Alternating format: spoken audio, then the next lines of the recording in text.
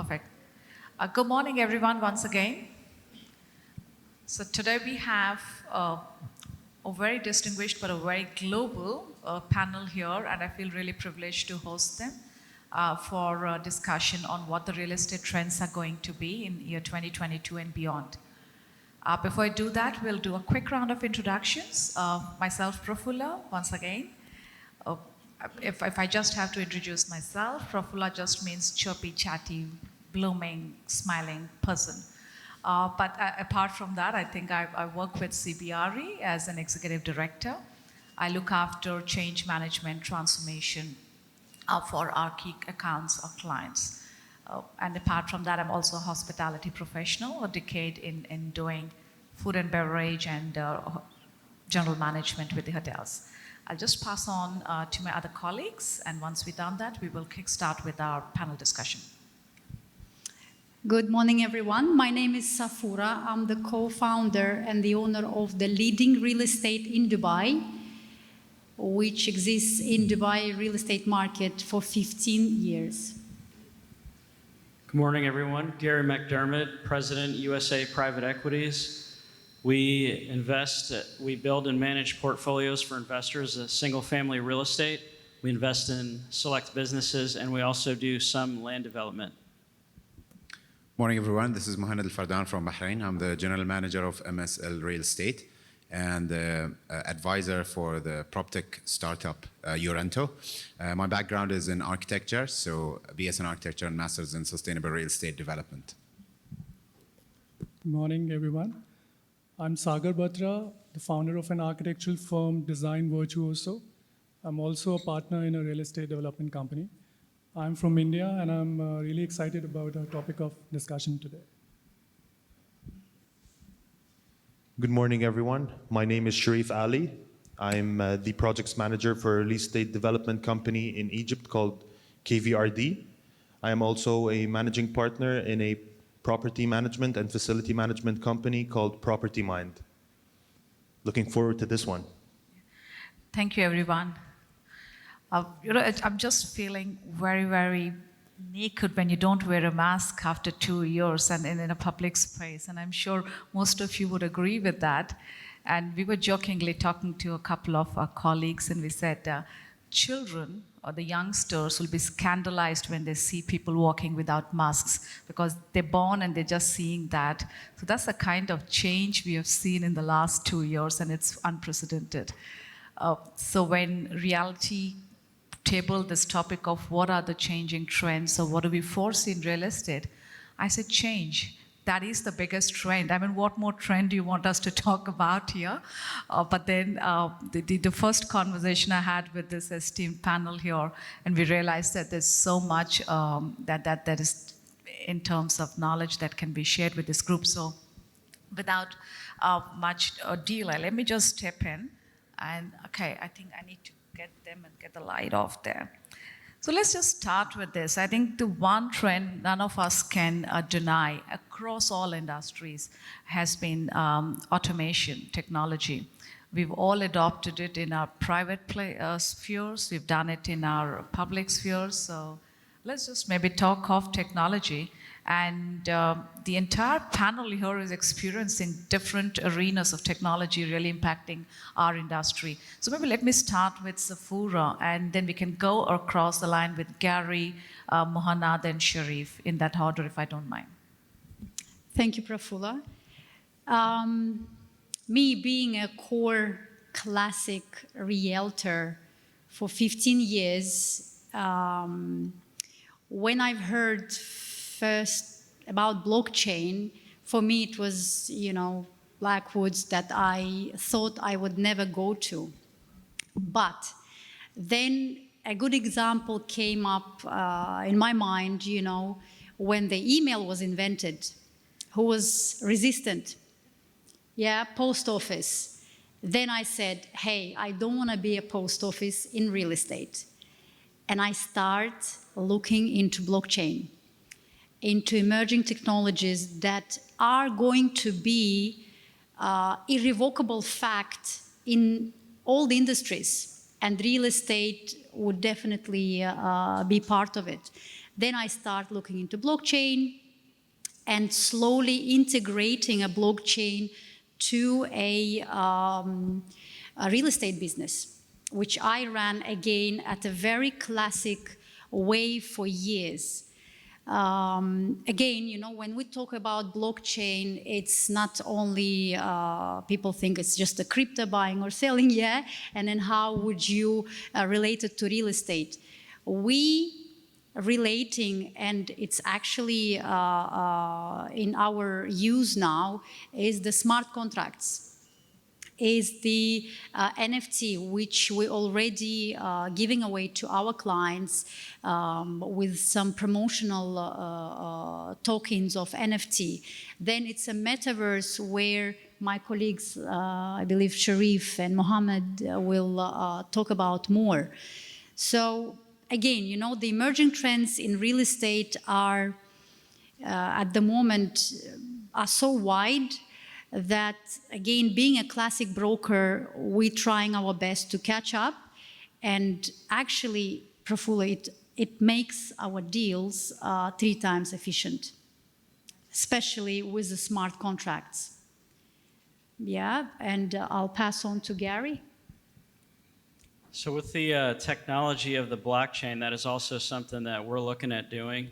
And there's a couple of different factors that we would be able to do. So right now we work with investors to provide cash flow and passive income for our portfolios.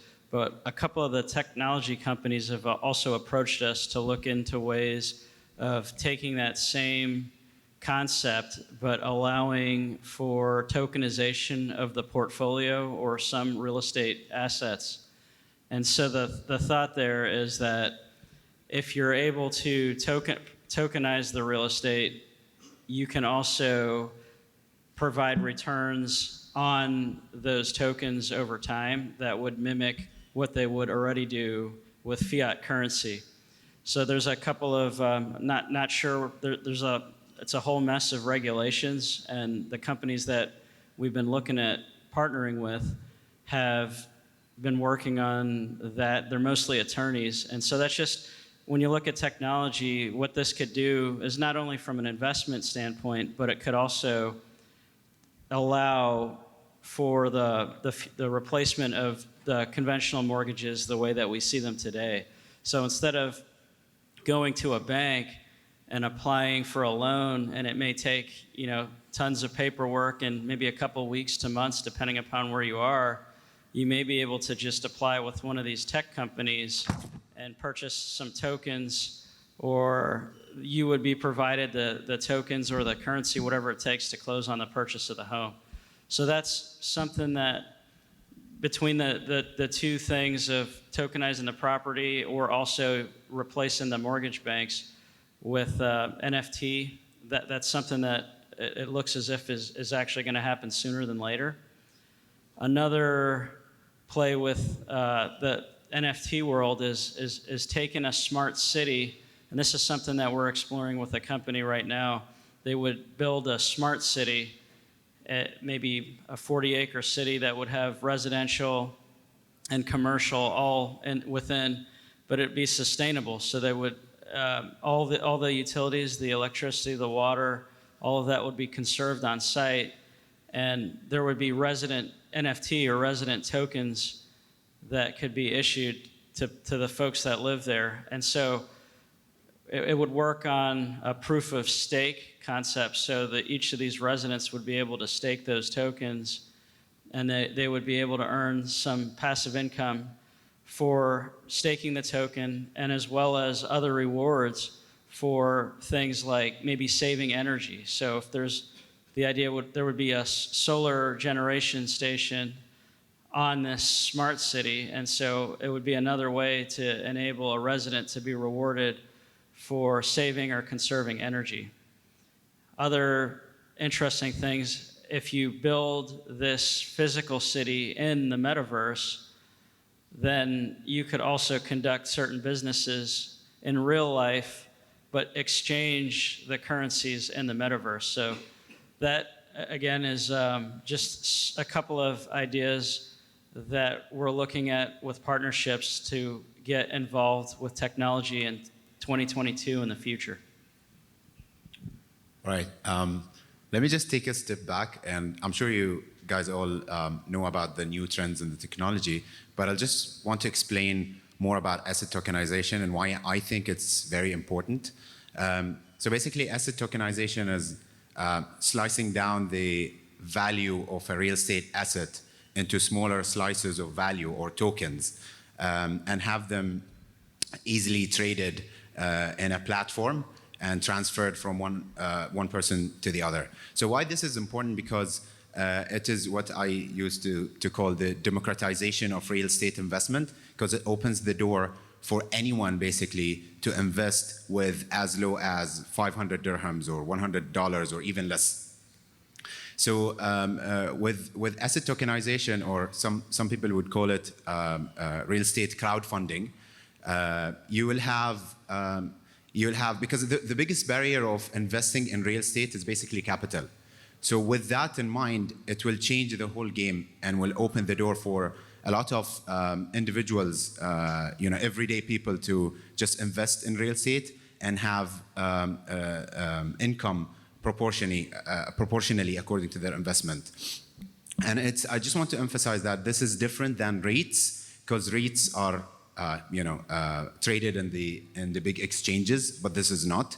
So it's a technology solution that allows everyone basically to invest in real estate, and I back that up. Okay, so my fellow panelists have touched on a lot of the emerging technologies all around the world, be it blockchain, be it the crypto market or cryptocurrency market, be it the metaverse. I'd like to not summarize, but envelope all these emerging trends and the way we are as humans adopting these technologies and carrying them on into the future.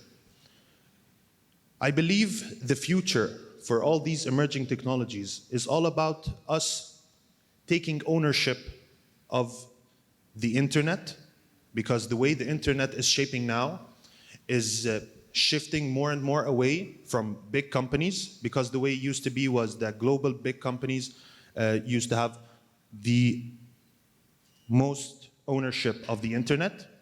The blockchain was the first step towards freeing us from this perception or from this old internet. The new internet is all about ownership, owning our data, owning the way we deal with technology, and having the right to shape form these technologies into ways that serve us and ways that could benefit global societies all around the world. So this is what I believe all the emerging technologies and all the technologies my fellow panelists have discussed is the way that we are moving towards. Even old technologies like sensors. Sensors has been around for a lot of time, and they are today one of the key components which we are using in order to help us obtain full automation, full data gathering data, big data, machine learning. Sensors is more of an old technology, but we are adopting it today in entirely new ways. So this is what I wanted to say about emerging technologies and the way we're going to be using them in the future. And Sheriff, I would like to seal the envelope, yeah? Yeah, sure.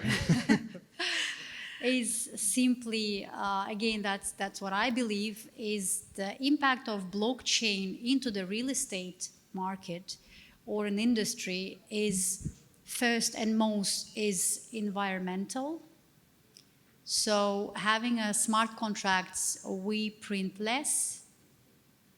Those contracts gives the clients and ourselves more security and safety. Again, it saves a lot of time, a lot of work. Yes, I can say work, paperwork, flights, and all that consuming stuff that actually affects the environment and working environment. So blockchain is first and most for me, it's about that. Yeah, it's about safety. Lovely. And I think, as Mohanad, you said, we have experienced REITs, which is about shared ownership in commercial properties. And because it's commercial, they're large scale, there are entry barriers for retail investors. It's survived being a non-technology business solution, but I think with the blockchain opening up a lot more opportunities, this is real democratization of real estate. Having said that, I just wanted to maybe just to ensure that nobody's sleeping in the panel, because we would love to hear, we would like you to hear us. I'll ask one simple question. How many do you think is the adoption of technology in real estate? If you look at various industries, where do you think we as a fraternity figure in there? The last, you're being very, what would I say, tough on ourselves. But we're almost there. We're second last. And guess who's below us? Agriculture.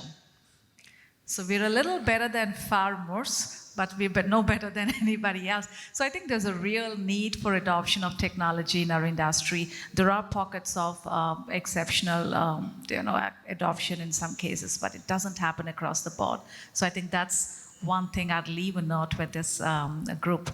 Having said technology, I think the other element which has sort of shaken us up out of our comfort zones has been the pandemic, sustainability. And sustainability is not just about energy or energy initiatives, but I think our day-to-day livelihoods were at stake, some of the people's lives were at stake. So sustainability became a very, very big element. While we focus here in this session purely around real estate, but there is a lot that has to go in terms of the design, right at the conceptual stages. We've heard the earlier keynote speakers speak about that, is we got to think sustainable and then build the ecosystem from there. So sustainability is not which is coming in somewhere midway. And we have on our panel both Muhanad and Sagar, who are experts in this field, and maybe I just would pass it on to them to tell us how do we bring in sustainable design practices into our ecosystem.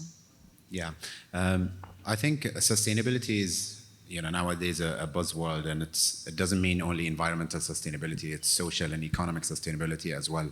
And I've noticed that, like, at least in our region, when we talk about sustainability, we always mention wind energy and solar panels and things like that. But this is just one part of it, and actually this is the last thing that we have to focus on if we talk about sustainable buildings or sustainable urban environments.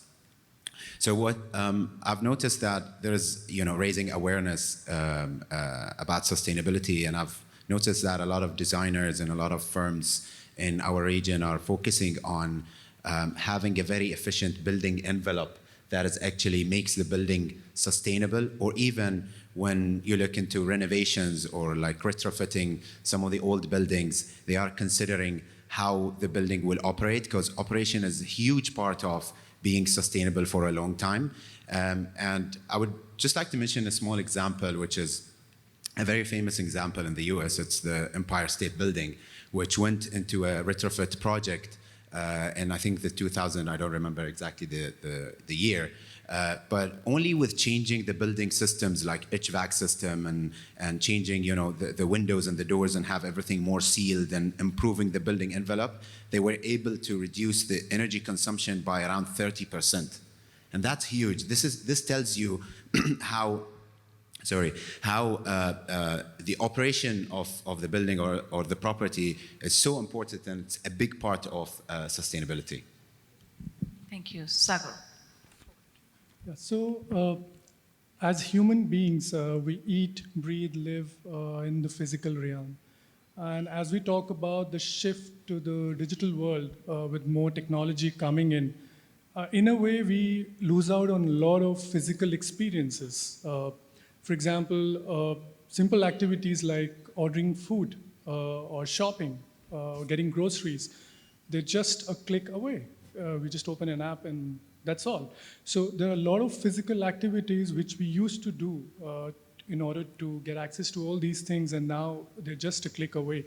And In some way, human body, mind, we need all these things at the same time. We cannot just completely switch to the virtual world. Even if we talk about leisure activities, there are two aspects to it. One where we really deplete our energy, we do things where we are exhausted, and the other where we re-energize ourselves after, like for a simple thing like sleep. We sleep, we rest, we revive ourselves. We cannot do that in the virtual world in many ways. Actually, in any way, we cannot do that. A lot of activities like that. So these things shifting to the virtual world cannot replace certain basic activities for humans, like taking an outdoor walk or being closer to nature. And the gap is just increasing day by day. At the same time, I feel subconsciously we are realizing the impact, we are experiencing the impact of this, and hence there is a huge shift we all must have observed, especially after the pandemic, where we got a lot of time to think, to reflect upon what's right, what's wrong, what we really need to do. Otherwise, before that, out of our busy schedules, we didn't even have time to think about it. And now we really, there's a huge, I would say, demand in real estate, in developments, which are much closer to nature. Like the other day, we were discussing about how there's a huge surge in the demand for properties in suburbs. A lot of people are looking at their alternate residential spaces in the mountains, or could be anything and everything basically that's closer to nature. So I see there is a huge, and especially as developers and designers, it is our responsibility to now integrate nature more than ever before. In fact, literally bringing it, as a part of our daily routine. And it's not just about developing gardens and some water bodies in our complexes, societies. I feel we need to bring it to a point where we get to interact with it at a daily, daily activity level. For example, if we look at, like we're talking about attention spans going down. We all are aware of it. At the same time, there is, to some extent, there's lack of time or effort or mind space to access those places where where nature is there and we can rejuvenate ourselves. And because of that reason, we need to start designing spaces in a manner where we bring it very close to us, every family, every individual, where we get access to all of that in a very different manner. So, yeah. Yeah, thanks, Sagar, for that. As you rightly said, we will require physical spaces for work, for our homes, which are personal space, as well as for socializing. I think it'll be a balance between a tech world and a physical world, so which is where what makes me feel happy is we will have our jobs. This industry is not shutting down to the virtual space. Having said that, there is a lot of challenge that I know we face, especially in my sphere of work, where RTO has become a big buzzword, saying how do we return to office? How do we bring back people to the new offices, into new behaviors? So a lot of influence on that, and on the facility managers, and plus, how do you make it very sustainable? Because the more people we have, the more maybe we are consuming less energy, but we are consuming more, or we outputting a lot more waste. So in a day, we changed 2 or 3 masks, so they're all landing up. So where is this physical waste then going? So there are other impacts. I mean, there is a higher usage of water. There is distancing, so there is a more cost-based initiatives on your HVAC systems. Now, all of these are raising questions, and none of us have any straight answers right now. As facility managers, I know we're struggling. But maybe I want to ask Sharif, from a facility management perspective, technology or sustainability, and balancing the physical world with the digital world, what are you seeing in that domain? Well, Safura, with regard to facility management, I believe Mohannad and Sagar were just talking about certain aspects of sustainability and how it's not only about energy consumption. Of course, conserving energy should be one of our objectives towards the future. Just as you said, we're more and more consuming all kinds of energy and resources. Before I talk about facility management from the operational side and how we can enhance that aspect of facility management with regard to us returning to the workspace and the actual facility itself, I'd like to touch upon one point that Sagar was just talking about, which is design and bringing nature closer to us. In addition to bringing nature more closer to us, to not lose our relationship with the physical world, I believe integrating facility management ideologies, integrating facility management concepts, integrating ideas about how facility managers would want to run their facilities and maintain and operate their facilities post-construction should be integrated at the design level. This is one way that we could move forward and evolve the way we design our developments.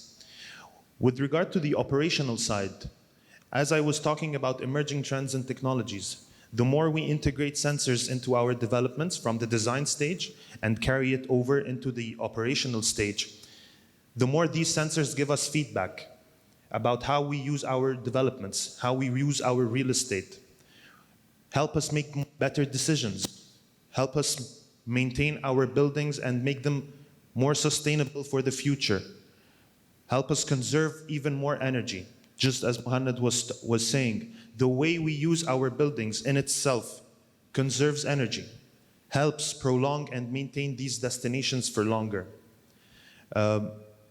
These are two things. This is one thing from the operational side. I believe we should start integrating technologies like the Internet of Things within our workspace, especially because of the repercussions of the COVID pandemic. Our workspaces are becoming more and more hybrid, which is a combination of being physically present at the workspace or carrying out our work from other parts out of our offices. So there needs to be, our workspaces need to be more and more furnished with digital collaboration tools. These are all things that as facility managers and as real estate developers, we should look into and try to develop going into the future. I would like to add one thing. Sure. I think yesterday in the panel discussion you had, you mentioned, or the other person with you mentioned a very nice example about flushing toilets, and you have sensors where you flush toilets and know which toilets are being used more than the others, so you can, as a property manager or facility manager, you can redirect your workforce and be more efficient even in managing your building in that way. For sure, that was Shahzad Jamal with me before yesterday, and that's exactly what I was just saying. Even something as tiny and small as the number of times toilets are being flushed per day. Just acquiring this data, just knowing, the mere fact of knowing, helps you take better decisions. Yep, absolutely. And I think that makes it completely seamless from the design to the delivery stages. And that's a wish list, definitely, for most of us sitting in this room. And I think just can't wish away the last 2 years, but we were also trying to assess what that impact would be on some of the asset classes that we have in real estate. And I think we trying to focus on 3 primary ones today, on retail, commercial, and residential. So maybe Gary, I would start with you on residential. What do you see has been the impact of pandemic? So in the residential in North America where we're working, what we're starting to see is a trend towards affordable housing. And so just looking at the simple land development that we've been doing with manufactured homes or mobile homes, there is now a major backlog because that is one of the last forms that we have of affordable housing. So going forward, what seems to be an opportunity is in the modular home space. And so there's a lot of sustainability that can be built into these. And what we're looking at is with these modular homes, 65 to 70% of the home is built in the factory, and then they're transported to the site, and then the remainder is installed. And so there's a lot of, with that, there's a lot of efficiencies that can be built in, and it brings the cost down.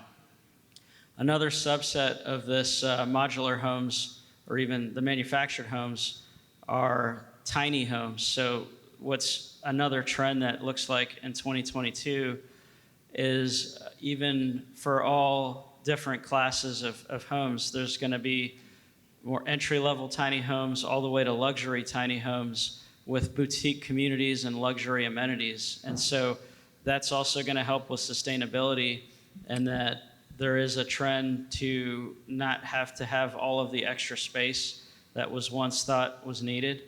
And this is something that it seems as if could be put not just in North America, but through other parts of the world, and may also help with some of the affordability in housing throughout the world.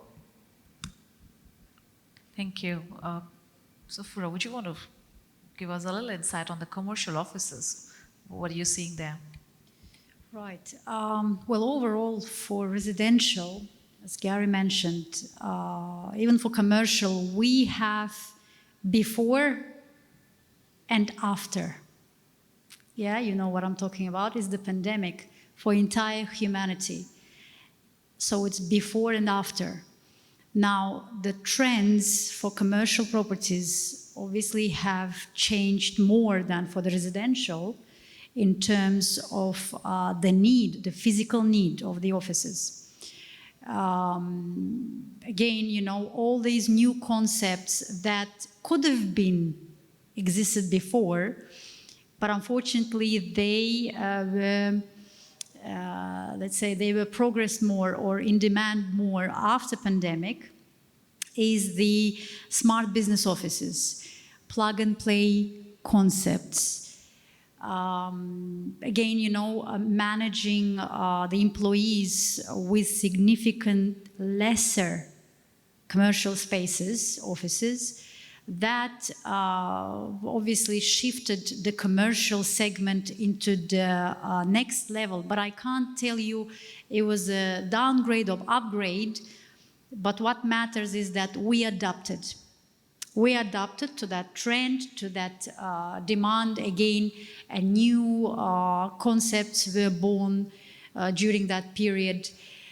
But again, if I compare the sales, let's say the sales of 2021 for Dubai market, yeah, just to clarify, for Dubai market, which was 17.6 billion volume of sale, comparing to 2019, this is what before we're talking about, which was 6.6 billion, out of which in 21, the purchases of the offices was 38% versus to 2019, 22%.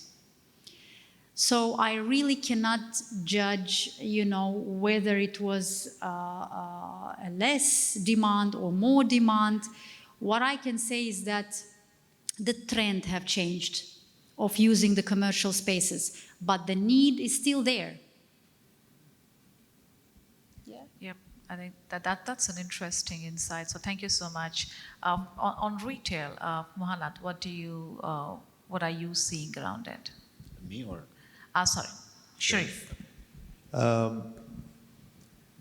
With regard to the emerging trends in retail, real estate, I'm going to tackle retail from two different perspectives: the food and beverage side of retail and the shopping side of retail. One very big emerging trend in the food and beverage side of retail is the meteoric rise of cloud kitchens In other countries, it's called ghost kitchens. The retail industry or the retail sector has been one of the most heavily hit sectors because of the COVID pandemic. Our going out habits have decreased. Our shopping habits have changed. Instead of physically going shopping, we shop online now. So with regard to the food and beverage industry, there was a very important and very big direction that food and beverage retailers were moving towards, which is cloud kitchens. Cloud kitchens, to anyone who does not know, is very simply it's not a central kitchen. Central kitchens have been around for a long time, but central kitchens used to target or be specifically targeted towards the catering industry or the catering businesses.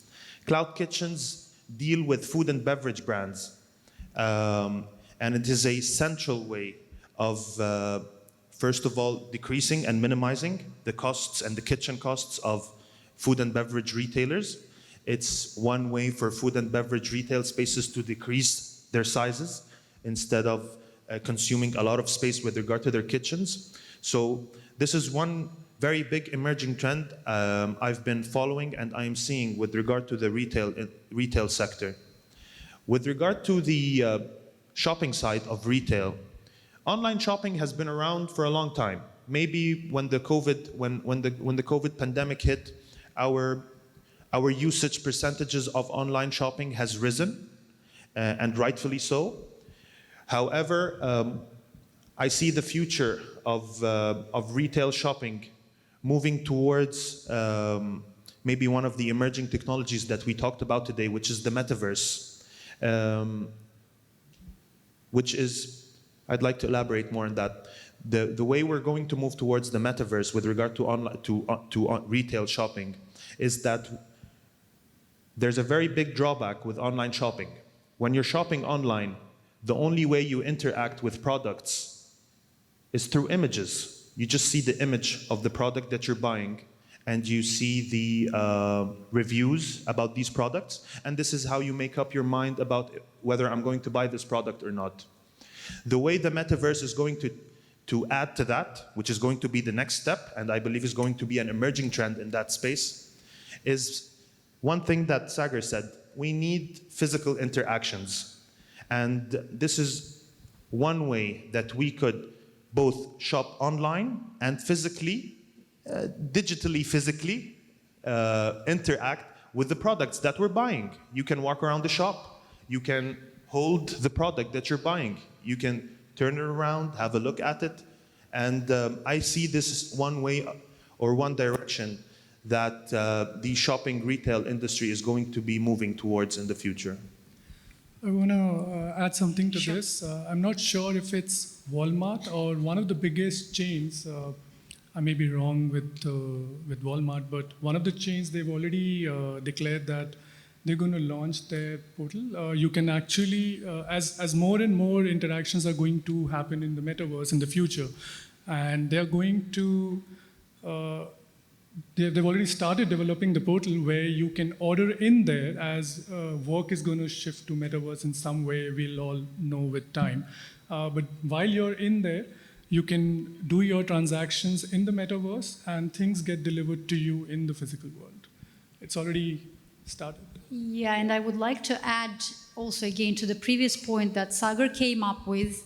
No matter what technologies we're going to use on retail, whether it's online retail or physical retail, we should not forget about, again, physical warehouses, physical logistic hubs that are actually being not a problematic, but quite challenging, especially on the busy cities or even towns. Correct me if I'm wrong. So again, you know, we can give you figures and saying that yes, the trends shifted to using less commercial spaces. However, the need and the usage of warehouses and logistics hubs, I think, tripled. Yeah, because again, even being a metaverse, a retail space, you still need a physical hub for logistics. Yeah, and So I then, think, yeah, sorry. go ahead. So I think to summarize in a way, from investment into technology, metaverse is the future, of course. But at the same time, we need to be aware of to balance it in our physical world as well to avoid complete burnouts. Because the way we are heading, it's very tricky. Yes, and I think to Safura's point, we're actually seeing, even back in our country, a huge amount of real estate acquisition around the logistics space because the e-commerce has only boomed during the pandemic. And with the easing of tax laws, it's far too much of focus on the logistics and warehousing sectors, which we haven't seen before. So I think the asset classes are slightly changing and migrating.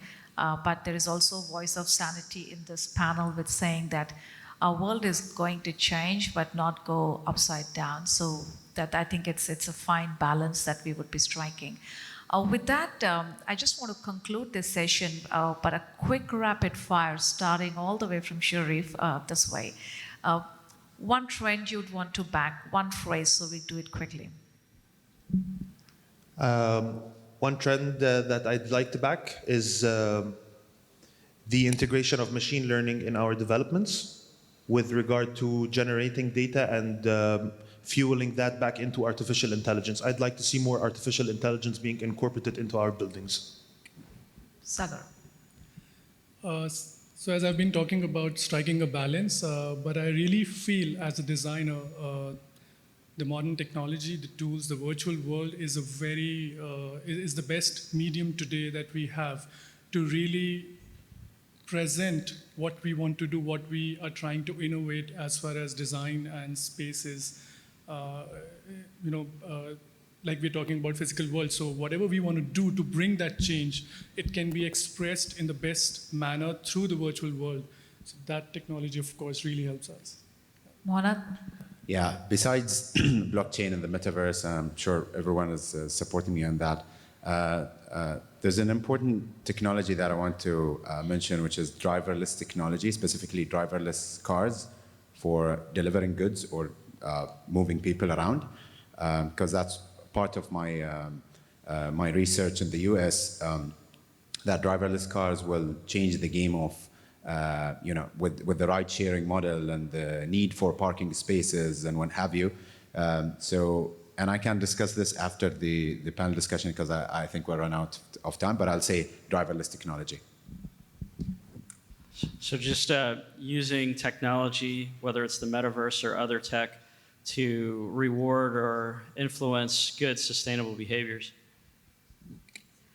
My mission, as Dubai is my second home, is to let not only investors, but the very minimal budget home buyers to afford Dubai property. And this is what my team and I, we are working at the moment to basically create a platform where the minimum investment would be available for everyone who would like to be an owner of a property in Dubai. Great. I think I would just say two words: it's sustainable and it's balanced as we go forward. So with that, I wrap up for the discussion on this topic of real estate trends for 2022. A big round of applause to this very distinguished panel here. Well done. Thank you.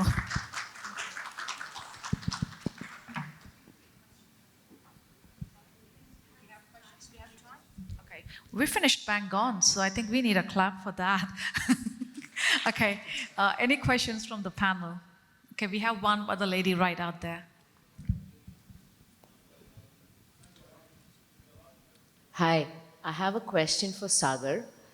Sagar, you spoke about striking a balance and most, population wanting to move towards the suburbs, towards the mountain. So, in this area, how is it that you are convincing your developers, your clients? So see, like we were discussing that it all starts at the conception level. Uh, first we need to understand why is that happening? Why are people running towards the suburbs or closer to nature? Because we have cut down that aspect from our lifestyle so much, the way we have developed our communities in the past, that we lack it. So basically, we are running towards something that we lack. Now, in our design, from the conception stage itself, if we start incorporating, bringing nature back in, where, like I said, bringing it to a level where we really interact on a day-to-day level. I just came across a study where they said that by 2050, the amount of food that we will be consuming will be equivalent to the food we have consumed in the last 10,000 years. Just look at the number. And True. majority of that is going to happen in the cities.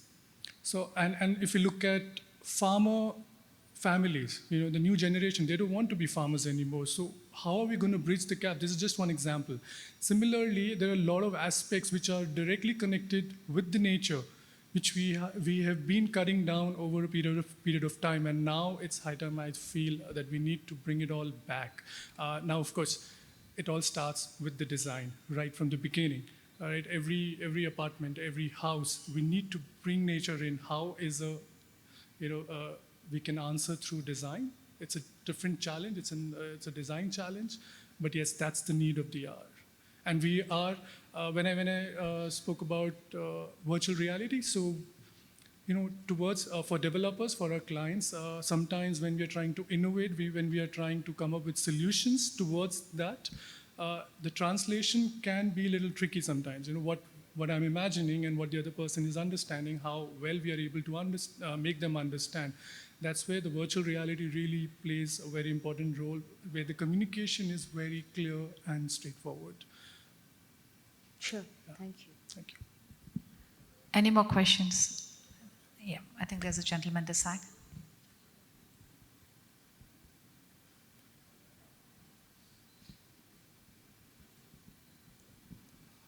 Sagar, it's a question for you actually. Not a question, it is basically a kind of clarity which I would like to have from you.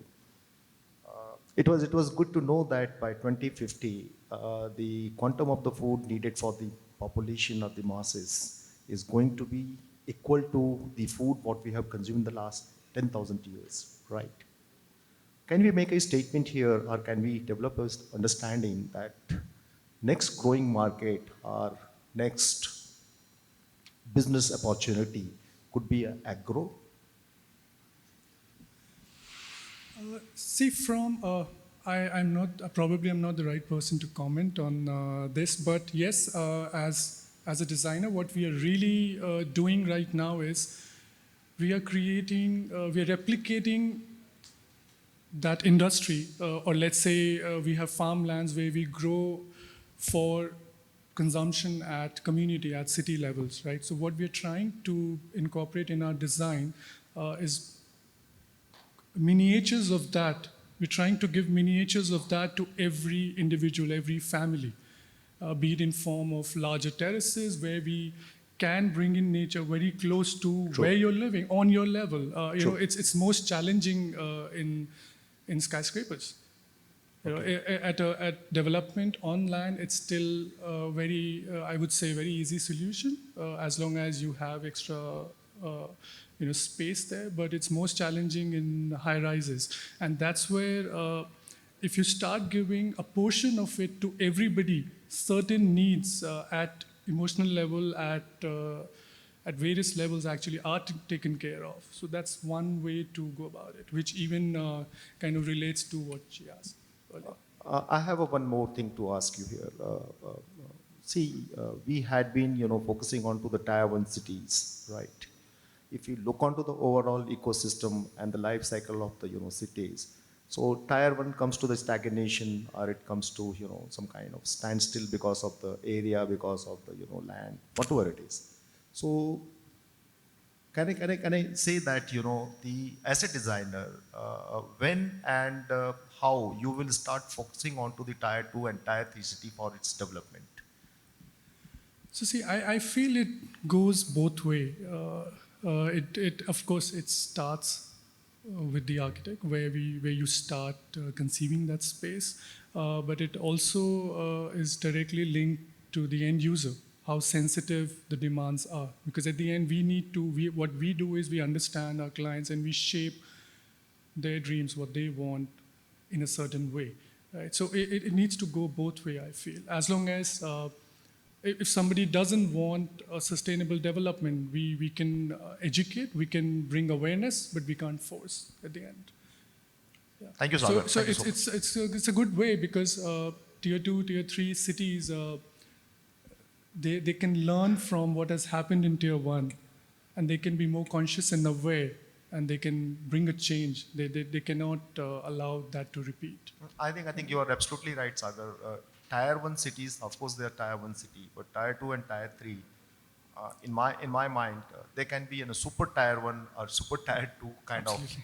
See, it's already done. Tier 1, they've become tier 1, they've done what had to be done. We need to learn and Perfect. do it differently. Thank you so much, Sagar. Thanks. Thanks. Any more? All right then. Thank you so much. Sagar, you've been very popular today. Thank you. Thank you.